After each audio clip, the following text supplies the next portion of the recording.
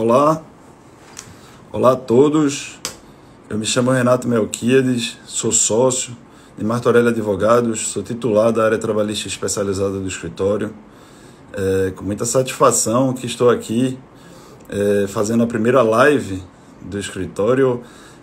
O escritório que vem num momento de compartilhar conteúdo, de cumprir uma função social. Nós estamos sendo constantemente demandados, questionados pelos nossos clientes em relação a todos os aspectos jurídicos que se relacionam com essa pandemia. Então, esse momento agora entra dentro desse contexto do escritório de produzir conteúdo de qualidade, compartilhar conteúdo de qualidade com seus clientes, amigos e sociedade em geral, e de inovar também nas formas de comunicação, de manter um diálogo sempre aberto com a economia e com os principais atores sociais. Dito isso, amigos, nós viemos sendo demandados pelos nossos clientes acerca das medidas que são possíveis de ser adotadas nesse momento agora de pandemia. Nós que fomos tão solicitados no início da pandemia, todas as empresas querendo saber o que fazer com seus trabalhadores naquele momento de dificuldade, de paralisação de atividades, muitas empresas optando por um home office, algumas outras empresas realizando a suspensão dos contratos conforme as regras que foram produzidas na medida provisória 936. E agora, como a outra face da moeda, nós estamos sendo muito procurados pelos nossos clientes para falar sobre as formas de proteger os trabalhadores, proteger os seus empregados no momento de retomada das atividades.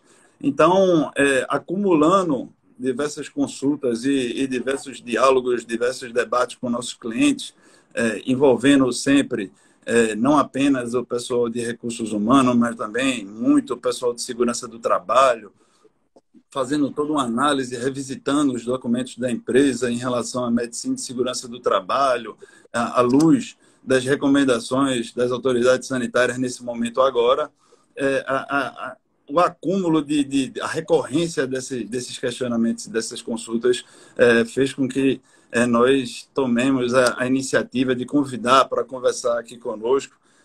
Nós temos dois médicos infectologistas aqui conosco ao vivo, Dr. Rafael dos Anjos e Dr. Danilo Silvino. O escritório que, nesse momento de dar exemplo, ele contratou os nossos queridos doutores para nos assessorar aqui internamente com as medidas que poderiam ser adotadas para prevenir o contágio, enfim, para fornecer um ambiente de trabalho aqui sadio e seguro para todo mundo. Então, eu gostaria de começar dando as boas-vindas aos doutores e pedindo para que eles expliquem à nossa audiência aí o que faz, afinal de contas, um médico infectologista. Qual é o trabalho de vocês, amigos? Boa noite. Boa noite, Renato. A gente agradece muito essa parceria aí com a Martorelli Advogados. É um prazer enorme a gente estar aqui para conversar sobre um tema bastante interessante. Na verdade, isso é uma dúvida muito comum da população, né, Danilo? A função do médico infectologista. A gente trabalha com os pacientes nas diversas doenças infecciosas, mas não é só isso. A gente tem uma função muito assim diversificada, sabe? Não é só o convívio com os pacientes. Feito você estava ilustrando muito bem, a gente faz esse trabalho de biossegurança e avaliação dos diversos empreendimentos diante da realidade e a realidade que a gente está vivendo aí da pandemia do novo coronavírus. Então, assim, isso é um braço também da infectologia, não só a área médica específica de pacientes, mas uma área assistencial para os diversos empreendimentos. Bom, então eu acredito que nesse momento agora vocês estejam sendo bastante procurados, né? A gente até conversava antes, doutor Rafael, que vocês atuavam num nicho muito restrito, com hospitais, clínicas, né? Que geralmente tinham essas clínicas odontológicas, mas que agora vocês praticamente não têm mais agenda para atender a quantidade de demanda que surge. Diga quais tipos de empresa vocês trabalharam? Quais são as experiências que você pode relatar em relação a esse momento? Pronto, a gente, na verdade, esse trabalho a gente faz para qualquer tipo de empreendimento, sabe, Renato? Assim, é muito diversificado a abrangência, né? Então, a gente já trabalha com algumas escolas, hospitais, clínicas, consultórios, né? A demanda maior ainda são os consultórios que precisam de uma orientação para abrir para o público. Outros escritórios também, né, de contabilidade, advocacia. Então, assim, é uma gama bastante extensa, sabe? Alguns shoppings também já entraram em contato para a gente poder fazer essa avaliação desse fluxo de pessoas, né, em diversos empreendimentos. Eu acho que vocês devem passar nesse trabalho de vocês, nesse dia a dia de vocês, por algo que a gente passou também, pessoal, que muitas empresas nos ligavam, né, e perguntavam qual seria, afinal, a medida mais adequada para se adotar nesse momento em relação aos empregados, né? E eu sempre respondia que ó, não existe receita de bolo para solucionar ou suavizar o problema das relações, enfim, trabalhistas nesse momento agora, porque tem empresa que está nesse momento sendo demandada em hora extra, com muito trabalho, atividade essencial, enquanto outras empresas estão em atividades paralisadas. Então, não existe na parte trabalhista uma receita de bolo. Mas, assim, repetindo a mesma pergunta que me fazem, eu como leigo, né, fazendo para vocês, quais são as medidas mais comuns que as empresas estão adotando nesse momento agora para prevenir a disseminação do coronavírus no ambiente de trabalho? Olá, boa noite, Renato.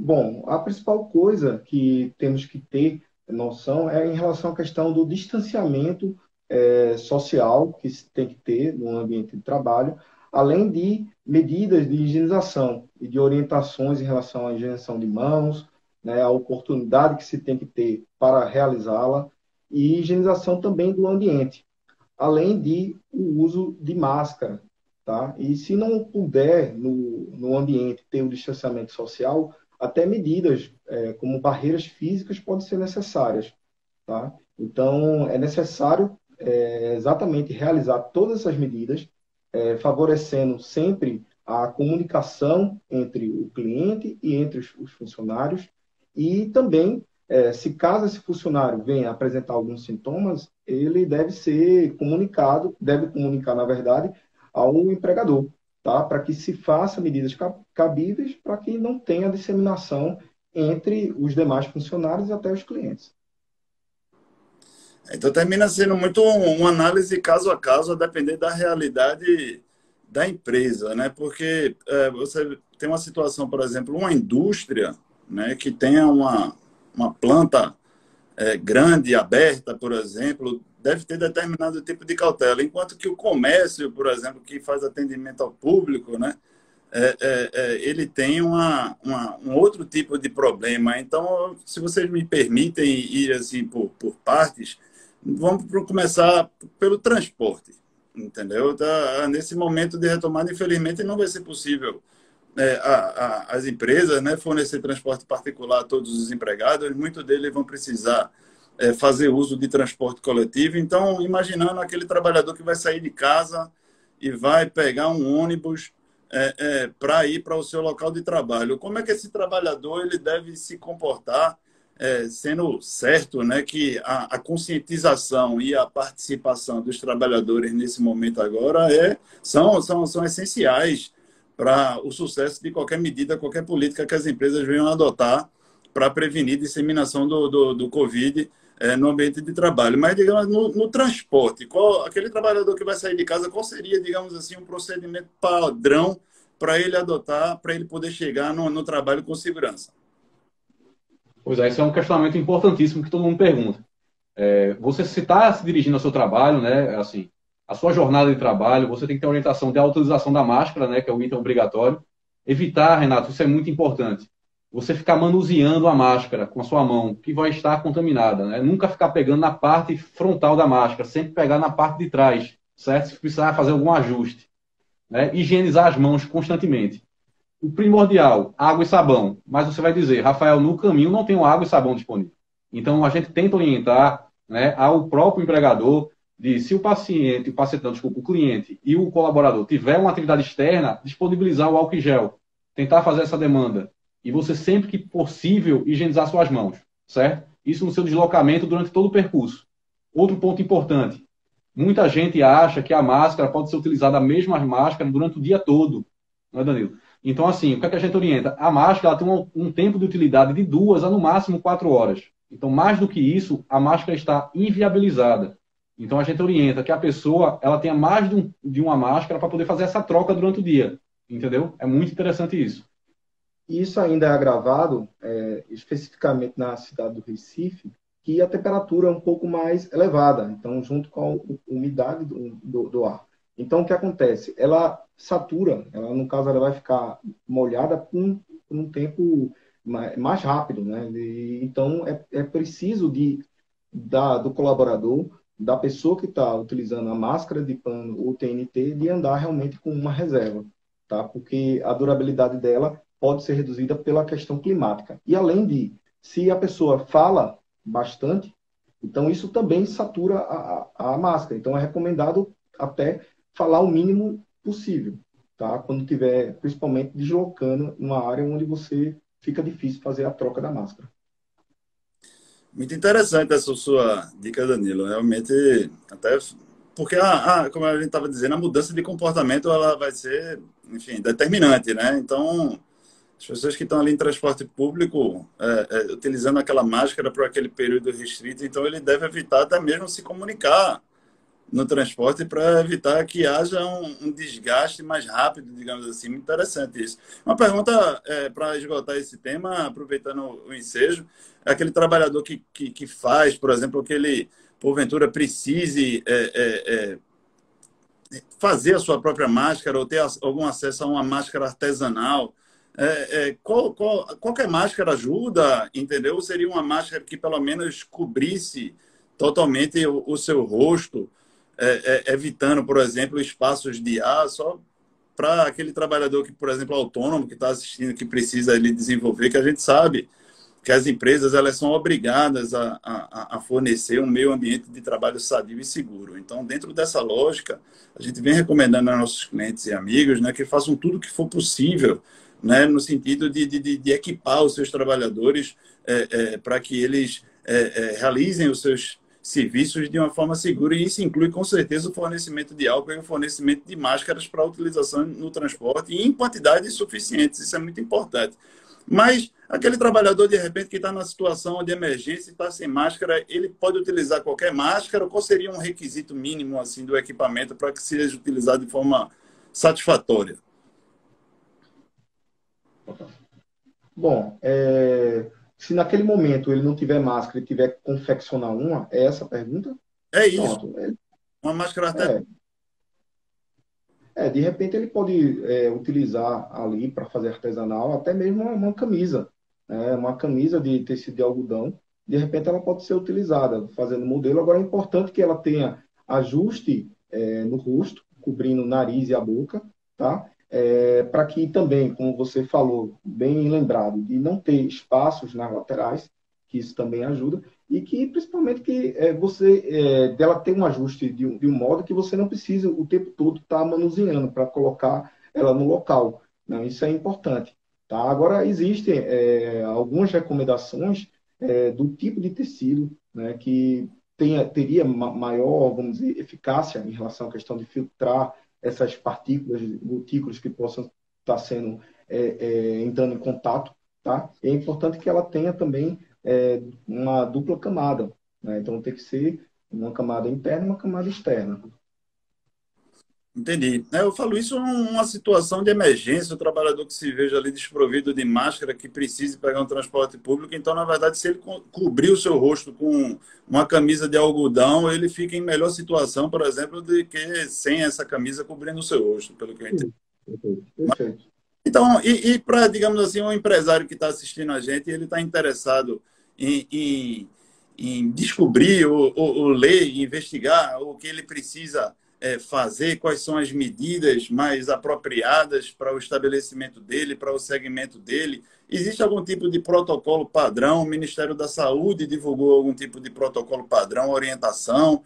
Há orientações específicas por setor? O que é que vocês recomendariam aí a esse empresário que está em casa nos assistindo, que está interessado em procurar saber o que é que ele precisa fazer na prática ali para assegurar um local de trabalho seguro? Na verdade, Renato, esses boletins do Ministério da Saúde são mais específicos para quem trabalha na área de saúde, sabe? As diversas gerências dos diversos setores e empreendedores, eles compartilham junto com a Secretaria de Saúde a comunicação do que é melhor e mais viável para você se adaptar nessa nova rotina agora de retorno às atividades, sabe? Então, assim, cada segmento de empreendedorismo tem o seu norte, sabe? São coisas muito específicas e eles dividem muito bem, certo? Então, assim, cada Secretaria de Saúde do Estado, ela entra em contato com essas gerências e fazem um documento de orientação para cada segmento. Entendi. Então, é aquilo que a gente tinha conversado, né? Então, o pessoal do comércio, por exemplo, que vai reabrir, que vai começar a receber clientes em seu estabelecimento, é preciso, então, procurar, dentro do seu setor, uma associação de classe, documentos específicos. O Estado de Pernambuco vem produzindo também, o município do Recife também vem produzindo orientações específicas. Eu sei que, no caso das sociedades de advogados, a gente tem uma organização que é o CESA, né? Um comitê de estudo das sociedades de advogados, que emitiu um documento, um manual de procedimentos, um manual de conduta. Existe, a gente estava conversando sobre isso antes, doutor Rafael, existe algum tipo de manual de boas práticas, manual de conduta que possa, de forma... Porque muitas vezes o empresário ele tem aquela dificuldade, tem pouco acesso, digamos, ou pouco tempo para se inteirar. Existe algum tipo de manual de boas práticas que eles possam consultar para, pelo menos, se iniciar em relação a essa questão? Bem, a gente, na verdade, a gente pega pelas notas publicadas ou pela prefeitura ou pelo Estado, as secretarias de saúde. Eles têm umas notas técnicas que eles colocam essas orientações, orientações mais gerais, certo? Que, inicialmente, qualquer empresário, qualquer empreendedor pode se basear nisso, entendeu? É uma leitura até fácil, assim, são normas gerais, né? Mas, assim, por exemplo, se você for tentar destrinchar, você tem um comércio pequeno, você tem uma concessionária de veículos. Então, assim, no detalhe vai ter divergências. Mas, assim, a grosso modo, as orientações básicas é bastante semelhante, entendeu? Então, se você for procurar essas cartilhas na internet, que as secretarias de saúde, tanto municipal como estadual, fazem de orientação para o... De maneira geral, só para complementar o que o Rafael está dizendo, se segue o quê? Se segue o distanciamento social, orientações sobre higiene e sanitização do ambiente, tá? A comunicação entre funcionários, clientes, em relação à questão de orientações sobre o uso de máscara, orientações sobre se está doente, orientações quanto à higienização. Então, os protocolos devem estar bem claros e bem visíveis, com orientações com informativos que devem estar.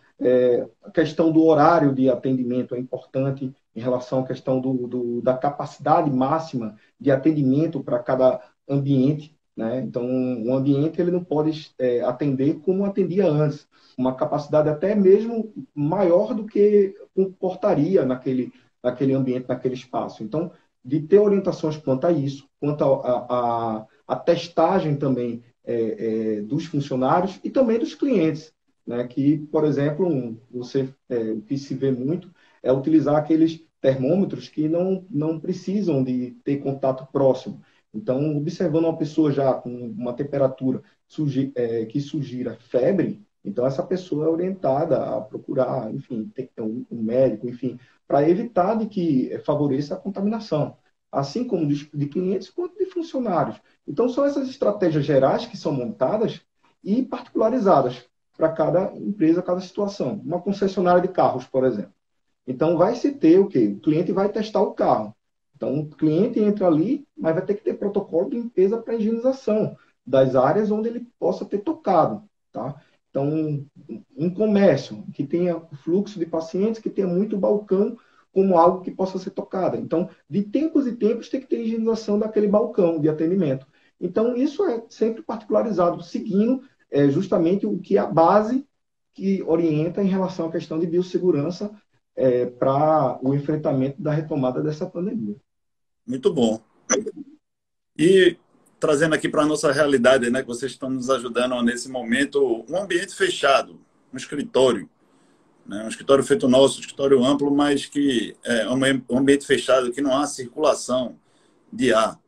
Né? O que é que, além do distanciamento, a gente está trabalhando 1,5 m, né? Mas quais medidas podem ser adotadas especificamente em relação a um ambiente fechado com ar-condicionado, se existe algum tipo de especificidade, limpeza de ar-condicionado, se ar-condicionado é um problema, questão de higienização, entrada, entendeu? O que é que vocês podem ajudar aquele empresário que está nos assistindo e tem uma empresa instalada dentro de um escritório de um empresarial, por exemplo? Bom, isso aí realmente é uma pergunta muito recorrente, e ainda mais numa cidade como Recife, que a gente sabe que a temperatura em certas horas do dia é bastante elevada. Tá? Então, o ideal que se orienta de maneira geral é não utilizar ar-condicionado, usar algum outro tipo de ventilação, por exemplo, janelas abertas, por exemplo, para ter uma circulação de ar dessa forma. Mas nós sabemos que existem ambientes que não se pode ter, não tem janela, enfim, só tem o ar-condicionado. Então, é preciso, tá, estabelecer, primeiro, que a quantidade de pessoas no ambiente não seja algo que você não possa ter o distanciamento entre elas, tá? De um mínimo de entre 1 metro e meio, vamos dizer. Outra coisa, periodicidade de troca de filtros e de limpeza das tubulações, tá certo? Que poderia se colocar para que fosse, no mínimo, semanal, tá? Então, essas são as medidas em relação à questão da ambientização. Além disso, de rotina de higienização de superfícies, tá? Que, como não é um setor crítico, então seria para se fazer uma vez ao dia, já seria suficiente. Agora, se naquele ambiente tiver uma pessoa que, por engano, entrou com suspeita de coronavírus, né, teve doente, enfim, estava com sintomas de resfriado, de coriza, tosse, aquele ambiente tem que ser higienizado imediatamente após a saída dessa pessoa. Uma orientação também importante por exemplo, o fluxo de reuniões. Você falou algo muito bom. Assim, as pessoas têm muitas reuniões durante o dia. Cada intervalo entre uma reunião e outra é tentado fazer também a higienização desse ambiente, pelo menos a mínima possível, sabe? Por causa do número de pessoas.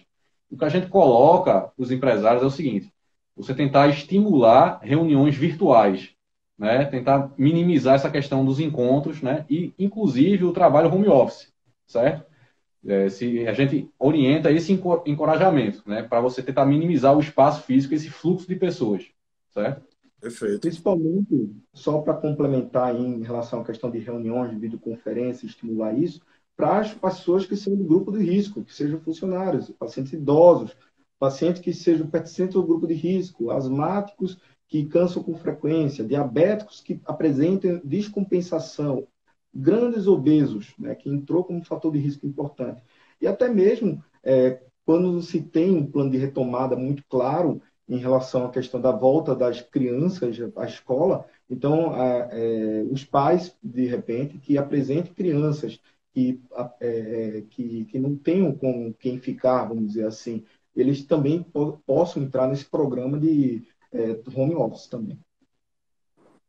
Maravilha. Realmente o home office, né, ele é uma realidade, né? Ele se tornou uma realidade e há muitas vantagens realmente na adoção dessa forma de trabalho, né? Lógico que há também desafios relacionados à cultura, enfim, a falta que a civilização faz, né, às pessoas, mas com certeza é algo que chegou para ficar e a gente tem feito muita assessoria realmente na conversão de empregados, até mesmo um grupo grande de empregados, até mesmo de uma empresa toda para esse regime de home office. Vocês falaram desses mecanismos que as empresas podem utilizar, essas ferramentas, e eu queria fazer uma pergunta, porque eu fui pessoalmente provocado por alguns clientes, porque há municípios no Nordeste que estão determinando de forma assim, de duvidosa constitucionalidade, mas que não pertence a esse momento agora. A gente tem municípios determinando a testagem obrigatória de todos os empregados. Como isso termina fora desses municípios? O que a empresa vai fazer termina sendo muito fruto da decisão da própria empresa, né? Exceto ali o fornecimento de máscara que para as pessoas circularem na rua hoje é obrigatório, então não tem alternativa, você termina tendo que dar a máscara para o seu trabalhador, e é importante que se dê, com certeza, que se registre isso, né? Mas eu tenho alguns clientes que estão testando trabalhadores que apresentam sintomas. Eu queria que vocês falassem em relação a isso, a testagem. Dessa forma, sendo utilizada para trabalhadores sintomáticos, ela é realmente um mecanismo, uma ferramenta útil no sentido de identificar, prevenir a contaminação, ou a sua utilização, acaso decidida, faria mais sentido dentro de uma lógica de testagem de todos os empregados daquela empresa. Eu queria que vocês falassem sobre isso, porque aqui no nosso empresarial também, a gente está com um mecanismo de testagem de febre, né, que vocês mencionaram. Então, eu queria saber, assim, em relação a como ferramenta de prevenção, a testagem individualizada, assim, alternada, ela é útil ou ela deveria ser feita abrangendo todo o conjunto para ser realmente uma medida eficaz na prevenção? Isso é um questionamento rotineiro também, Renato.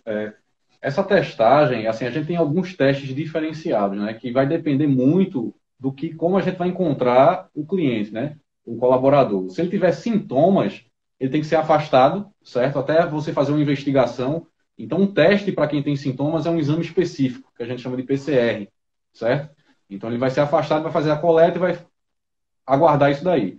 O que acontece? Tem uns testes de massa, né? Que é para você fazer com a população que você trabalha, para poder fazer o que a gente chama de screening, para saber quem tem e quem não teve a doença, né? Mas tem uma desvantagem. Por exemplo, se eu tiver no início dos meus sintomas, esse teste não vai vir positivo, entendeu? Porque é um teste que ele precisa saber de como foi uma resposta do meu sistema imunológico. Então, teve que ter entrado em contato com a doença, certo? Então, tem suas falhas, né? É obrigatório? Não é obrigatório. A gente não precisa obrigar o colaborador a fazer o teste, o empresário a pedir o teste de todos, entendeu? Tem suas desvantagens. A grande vantagem é que você consegue saber quem é a pessoa que é susceptível, que é isso, a pessoa que tem risco de ter a doença. Porque até então, a gente não tem casos repetidos, né? Está em investigação, entendeu? Então, tem essas diferenças. Mas não pode ser uma obrigatoriedade, não. Entendido.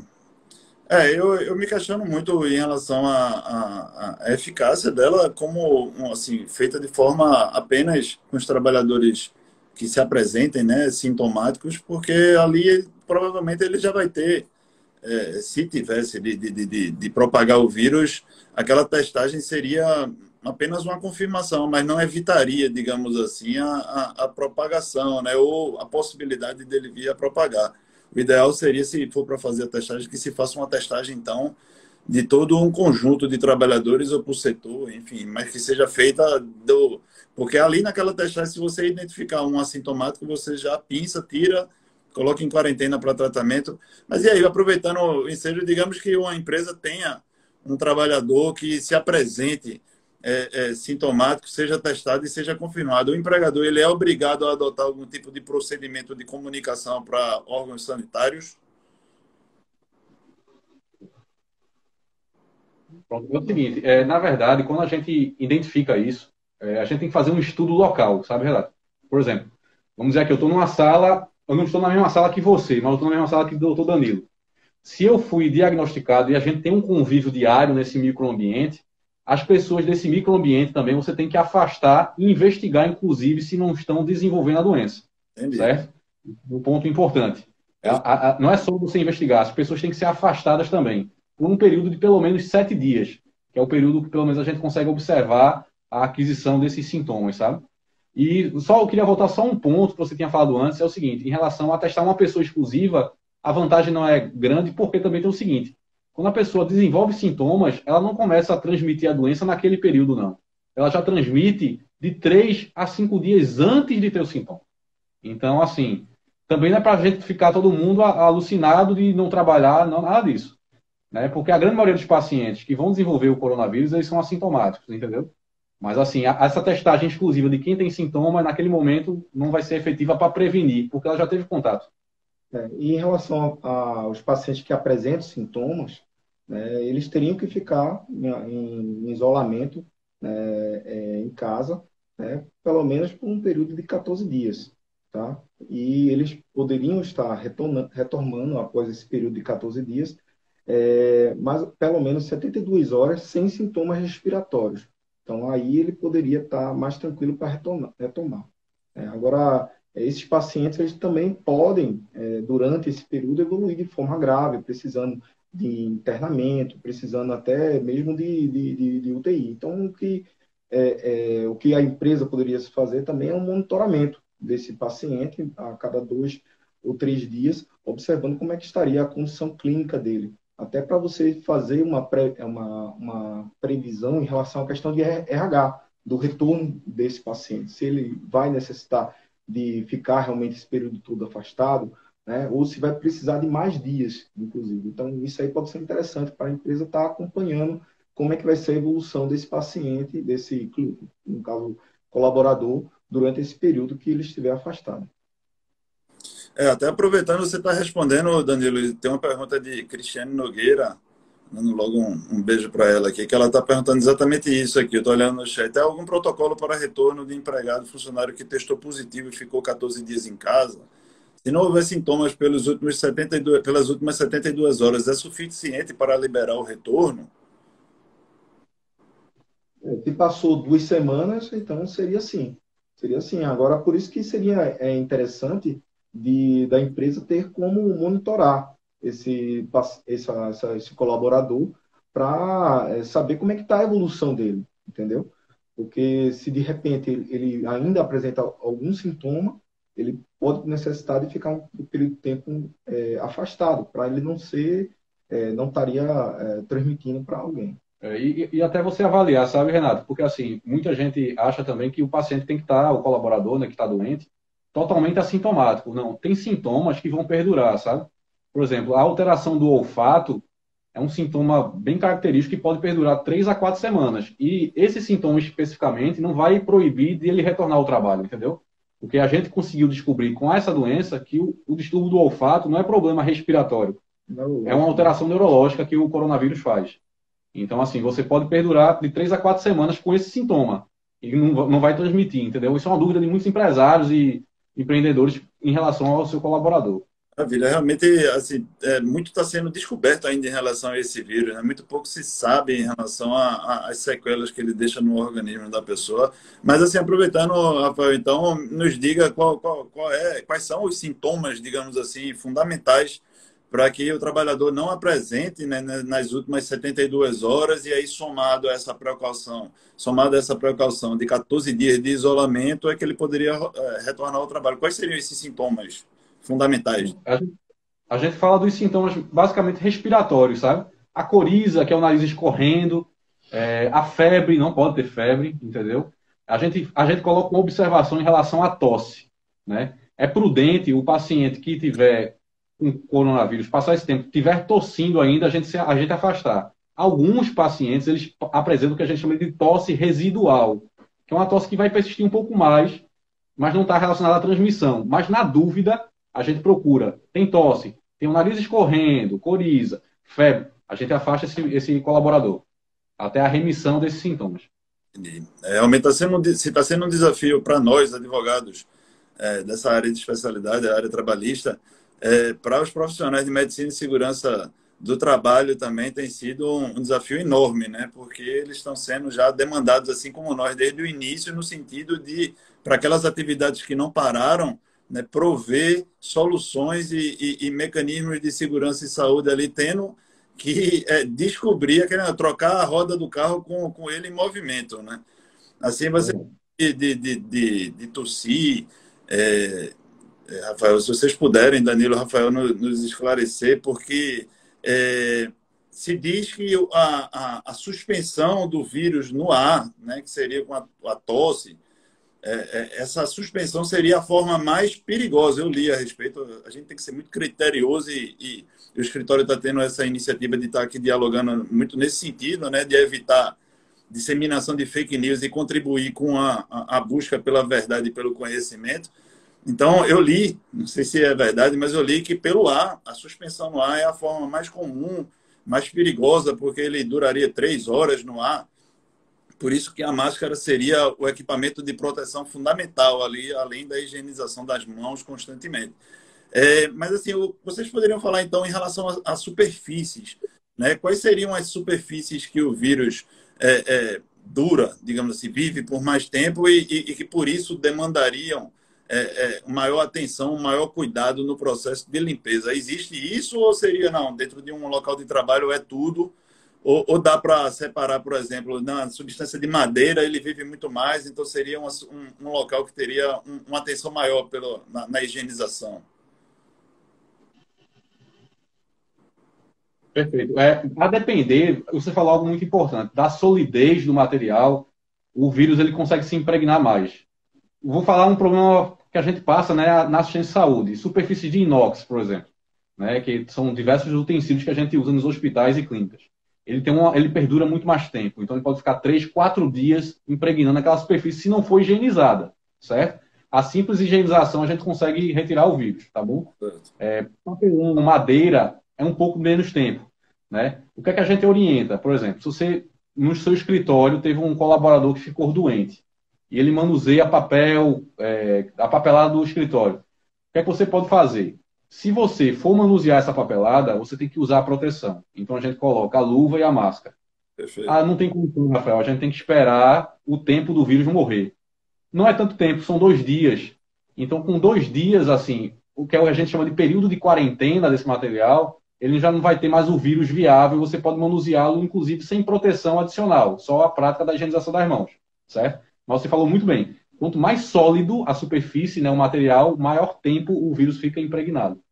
E em relação à questão da durabilidade do vírus no ar, tá? É principalmente para um ambiente fechado, tá? Que não tem a circulação de ar. Então, por isso que uma atenção especial também a elevadores, tá? Então, é importante estar usando a máscara, tá? Principalmente quando se compartilha a questão dos elevadores. Principalmente se não tiver um sistema de ventilação, de exaustão, que consiga ter a renovação daquele ar ali. Por isso que é tão importante nesse momento que a empresa, além de adquirir os equipamentos, os itens de higienização, que se faça um roteiro, uma política, uma orientação escrita, um calendário de constante treinamento e atualização dos seus empregados e colaboradores, porque realmente a conscientização das pessoas e a mudança de comportamento efetivamente são assim, aspectos fundamentais, eu diria, no combate a essa pandemia. Não adianta realmente comprar tudo, disponibilizar tudo e não se fazer treinamento, não se fazer a inclusão dessa nova realidade na cabeça, na mentalidade das pessoas. Por isso que a gente vem orientando nossos clientes a adotar todas as formas possíveis de comunicação para transmitir as mensagens e as orientações necessárias a clientes com canais internos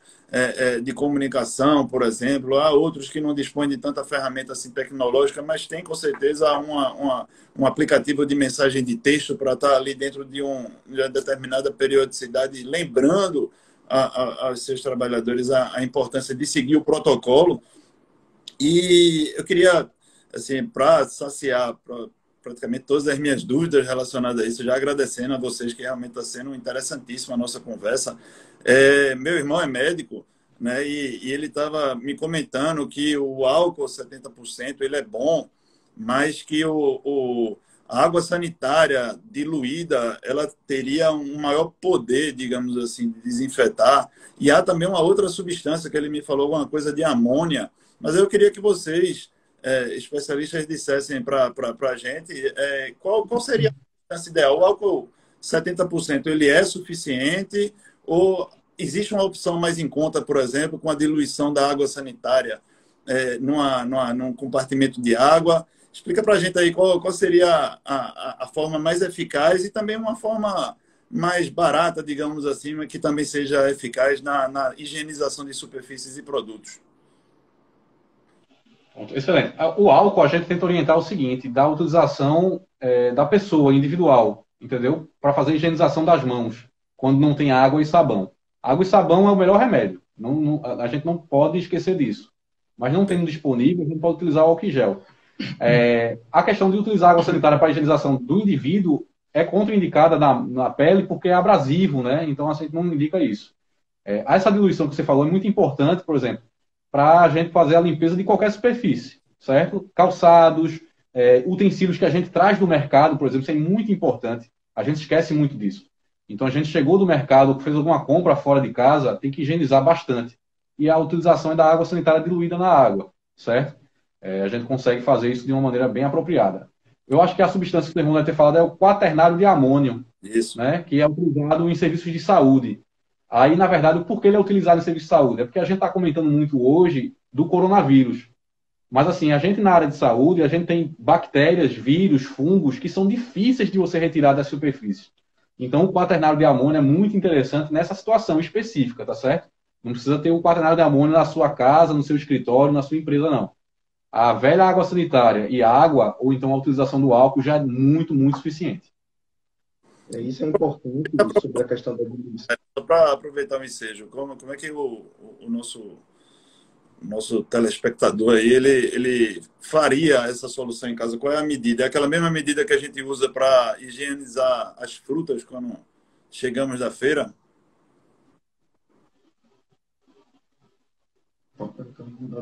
Na verdade, a gente faz até mais concentrada, Renato. A gente dilui em torno de uma medida, assim, 25 ml para cada litro da solução de água, entendeu? É uma solução mais concentrada. Que seria mais ou menos a 2,5%, né, de diluição. O que eu iria comentar também é que é importante você evitar de você fazer a diluição certinho, é importante, para que isso não provoque até uma intoxicação, né, na hora que você está aplicando, tanto da parte da pele, né, que, como o Rafael lembrou, pode ser abrasivo, né, para o contato com pigmento, quanto intoxicação por inalação, tá? Então, você, no ambiente, de repente, você esteja fazendo a higienização e seja confinado, você pode inalar e você pode ter um efeito irritativo de provocar tosse. E em pacientes que apresentam sensibilidade, pode provocar até uma crise de broncoespasmo, que seria de cansaço, né? O popular cansaço que principalmente os pacientes asmáticos podem apresentar. É uma alternativa mais em conta, né, a utilização da água sanitária, mas também é dado que, além de ser uma substância que mancha a roupa, é uma substância altamente tóxica, né? Então, ela deve ser utilizada, com certeza, para limpeza de chão, limpeza de superfície, mas seguindo as medidas de cautela em relação à utilização desse produto. Realmente foi muito...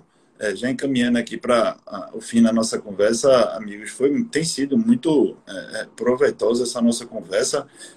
Eu respondendo uma pergunta de Silvaneri Anjos, que está direcionando uma pergunta aí, também mandando um abraço, uma saudação para ela. É importante esclarecer para todos que o Covid, ele não foi reconhecido pelo Supremo Tribunal Federal como uma doença do trabalho. Não foi isso que o Supremo Tribunal Federal decidiu. O Supremo Tribunal Federal decidiu que a inovação em relação a isso que tinha sido trazida na medida provisória 927, colocando toda a carga em cima do trabalhador para ele provar que contraiu no ambiente de trabalho, essa carga seria inconstitucional. Então foi restabelecida a ordem anterior. E o Brasil, infelizmente, tem vivência, né, com epidemias. A gente tem meningite, hepatite, zika, chikungunya. Então, a legislação ela trata a exaustão do contágio em ambiente de trabalho, e o regulamento da Previdência Social ele tem uns anexos que trazem correlação de substâncias. Por exemplo, um caso famoso, a amônia. Né, o amianto, desculpa, quem trabalha embaixo de amianto, por exemplo, ele tem uma propensão a desenvolver câncer. Então, já existe um nexo técnico no regulamento da Previdência, linkando o trabalhador que desenvolve câncer, que trabalha em contato com amianto, há uma presunção de que aquela doença foi adquirida no ambiente de trabalho. Trazendo essa questão para a contaminação viral, o regulamento da Previdência exige que haja uma investigação, uma perícia em relação ao contexto em que aquele trabalhador se contaminou, certo? Só há presunção de que o Covid é uma doença do trabalho se a gente estiver falando de trabalhador que esteja na linha de frente do atendimento de pacientes, ou seja, profissionais de saúde, ou aquele profissional que está no laboratório fazendo a manipulação de exames, que eles estão expostos além do normal à contaminação do vírus. E é por isso que a legislação considera que há uma presunção de que o Covid, nesse caso, teria sido uma doença profissional. Tirando essas duas hipóteses, o que a legislação brasileira exige é que haja uma perícia, uma investigação. E aí, respondendo à pergunta de Silvaneira, o que é que as empresas podem fazer para se prevenir? As empresas devem adotar todas as medidas possíveis e adequadas no sentido de garantir um ambiente de trabalho sadio e seguro. Quais são as medidas? Todas que forem necessárias. Isso inclui orientação, isso inclui política de higienização, isso inclui equipamento de proteção individual, máscara, álcool em gel, uma estrutura para que os trabalhadores possam lavar suas mãos, enfim, tudo que for feito será levado em consideração para se investigar se aquele trabalhador ele teve uma contaminação no trabalho ou não. O que a empresa vai se prejudicar é se ela não estiver fazendo nada, ou se estiver adotando medidas que sejam apenas para inglês ver, como se diz, uma maquiagem. A empresa precisa tratar esse assunto realmente com seriedade e ir atrás de orientação para prover segurança no ambiente de trabalho. Mas isso não significa dizer, e é bom fazer esse esclarecimento, que é uma pergunta que termina sendo muito recorrente para nós, o Covid ele não é uma doença laboral. Ele só será considerado uma doença do trabalho se ficar provado de que aquele ambiente de trabalho que ele estava inserido não era seguro, não era sadio. E isso vai decorrer, obviamente, de uma análise e de uma constatação de que a empresa foi inerte no sentido de prover um local de trabalho sadio. Eu queria colocar para vocês aí, amigos, se vocês tiverem alguma mensagem final para quem está nos ouvindo, quais seriam, enfim, as cautelas, vocês já falaram, a higienização de mão, máscara, mas me preocupa, não me entendam mal, me preocupa que nesse momento haja muita notícia em relação à redução de ocupação de leitos, porque o que nós estamos vendo nas ruas são as pessoas perdendo um pouco de atenção em relação à prevenção, e isso pode fazer com que surja uma segunda onda e faça com que a gente perca todo esse momento de retomada que a gente está vivendo. Então, é importante, eu queria que vocês, nessa mensagem final, passassem essas informações assim, em geral, o que é preciso manter, até quando é preciso manter, e o que é preciso manter de vigilância, entendeu? Para que essa pandemia passe e não volte, amigos. E já agradecendo demais a presença de vocês aqui conosco. Renato, a gente que agradece, foi um prazer enorme, né? Só para finalizar, eu acho que vale muito a pena isso que você está falando, né? Assim, parece que a população às vezes esquece o que é que a gente passou, né? Essa avalanche da pandemia. O que a gente orienta é o seguinte: essa mudança é uma mudança comportamental. Esses hábitos que a gente está falando são, na verdade, ações que eram para ser hábitos desde sempre, né? A higienização das mãos de maneira frequente, a higienização dos produtos que você leva para sua casa, esse cuidado maior. A utilização da máscara, a gente precisa ainda orientar que é de sumária importância, porque a gente não tem uma prevenção em massa, né? A questão da vacinação ainda não está permitida ainda. Então, assim, não ache que a pandemia acabou. Muito pelo contrário, o momento de se preocupar é agora, porque todos vão voltar para a rua. Então, a chance de ter uma nova onda gigantesca, com colapso no centro de saúde, é importantíssima. A gente tem que atentar a isso. E voltar e transformar isso em hábito, higienização das mãos, esses cuidados com as superfícies, com o material que você leva para sua residência, é de maneira primordial isso daí. Se adaptar à nova rotina, ao novo normal, tá? Então, e não esquecendo, né, de todas essas recomendações que deveriam ser coisas de algo rotineiro, né? Então, higienização de mãos, etiqueta de tosse, que é importantíssimo, na hora de tossir, utilizar a parte interna do cotovelo, né, logo após fazer a higienização. Nesse momento é necessário realmente estar de máscara, tá, para diminuir a disseminação de gotículas, tá, que podem impregnar, como discutimos, em superfícies, e o ato de pegar na superfície e colocar na face deve ser evitado, tá, manuseando o rosto, tá, e seguir, né, com um novo normal, tá, que aprendendo a conviver com esse vírus, o corona, e com outros que poderão surgir com o tempo. Perfeito, é isso mesmo, Danilo. Você fala do novo normal E às vezes as pessoas perguntam quando nós vamos voltar ao normal. Eu digo, aquele normal deixou de existir, né? Aquele normal não existe mais e nós temos um novo normal. E é importante que as pessoas se acostumem, né? O ser humano que é capaz de se acostumar a qualquer condição climática, ambiental. A gente tem gente morando no Polo Norte dentro de um iglu. Imagina utilizando máscara no seu dia a dia. É um esforço pequeno, eu diria, que a gente faz para tentar retomar um pouco de normalidade, entre aspas, na nossa vida. E é importante que o que você disse, que ao usar máscara, a pessoa não está apenas em um comportamento de autoproteção, né? Um comportamento assim de se prevenir. Ele está se prevenindo realmente, mas ele está também num comportamento solidário de evitar, caso ele seja um assintomático não diagnosticado, ele não esteja propagando a doença, né? Que a máscara é mais eficaz, ela é muito mais eficaz na prevenção de que o portador do vírus propague, entendeu? Assim, ela também é importante na prevenção, mas ela tem essa função super importante de prevenir a propagação, não é isso? Exatamente. Perfeitamente.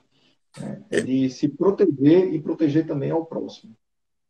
É isso, meus amigos. Eu agradeço imensamente a presença de vocês aqui hoje. Vamos todos rezar, a doutora Gabriela Gepiaçu está aí comentando, vamos todos rezar pela ciência, né? Que os médicos, seus colegas, descubram a vacina, que é realmente o que vai nos permitir viver mais livremente. Até lá, é importante que todos se conscientizem, né, da importância da utilização da máscara, da importância da higiene nesse momento.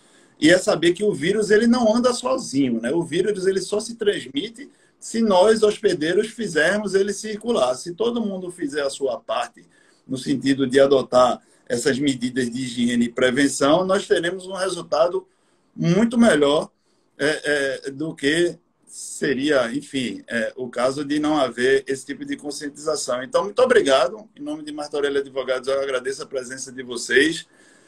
Doutor Danilo, doutor Rafael da Infectovita, tá? E me despeço de vocês agora nesse momento.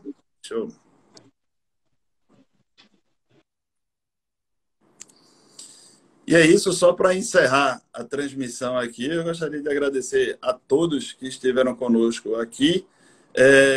Como eu disse, essa live ela faz parte de um novo momento do escritório, de compartilhar conteúdo, de estar sempre dialogando com a economia, com as pessoas, com o mundo real, porque é desse mundo real que a gente consegue extrair conhecimento e consegue extrair o que nos alimenta no nosso dia a dia. Dizer para vocês que o escritório tem também lançado alguns podcasts no Spotify, então vocês procurem lá Diálogos Legais de Martorelli Advogados, que vocês vão encontrar diversos conteúdos, né, sobre diversos assuntos. Então, há podcasts trabalhistas, civil, enfim, são diversas as áreas que estão produzindo esse conteúdo no escritório. E dizer também que o escritório tem um hot site. O escritório foi o primeiro escritório do Brasil a produzir um hot site, ou seja, um feed de notícias que ele é alimentado diariamente. O www.martorelli.com.br/coronavírus/ no final. Pediram para eu reforçar esse barra no final, porque senão não dá certo. E lá vocês podem encontrar artigos, notícias, participação nossa, entrevistas, que a gente vem realmente buscando estar sempre em contato e nos comunicando com a sociedade. E são assuntos diversos. Você tem os aspectos tributários da pandemia, imobiliário, contratual, trabalhista, enfim, tudo que diz respeito ao interesse das pessoas e do empresariado. Amigos, me despeço de todos. Foi uma satisfação estar com vocês aqui. Até mais. Fiquem com Deus, se cuidem. Um abraço.